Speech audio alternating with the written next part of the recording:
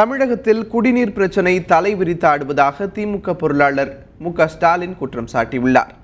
சென்னை கொளத்தூரில் பேசலாம் வாங்க என்ற நிகழ்ச்சியின் மூலம் தொகுதி மக்களின் குறை தீர்ப்பு கூட்டத்தில் ஸ்டாலின் பங்கேற்றார்.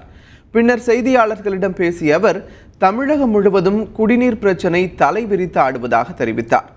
சென்னை கொளத்தூரில் நிலவும் குடிநீர் பிரச்சனையை தீர்க்க கோரி வருகின்ற 30ஆம் தேதி தொகுதி மக்களை திரட்டி ஆர்ப்பாட்டம் நடத்த இருப்பதாகவும் ஸ்டாலின் தெரிவித்தார். தலைவர் கலைஞர் அவர்கள் இந்த குடிநீர் தட்டுப்பாடு எந்த அளவிற்கு தமிழ்நாட்டை ஆட்டிக் கொண்டிருக்கிறது என்பதை மிக தெளிவாக சொல்லிகிட்டு இருக்காரு.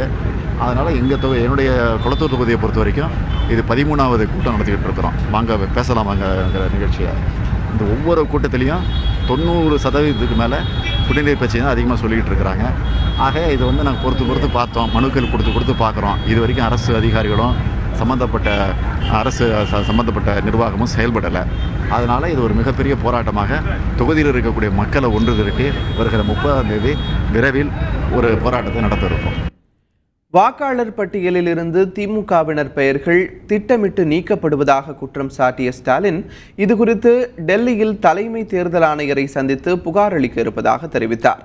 தேர்தல் ஆணையம் நடவடிக்கை எடுக்காவிட்டால் உச்சநீதிமன்றத்தில் வழக்கு தொடரப்போவதாகவும் அவர் கூறினார்.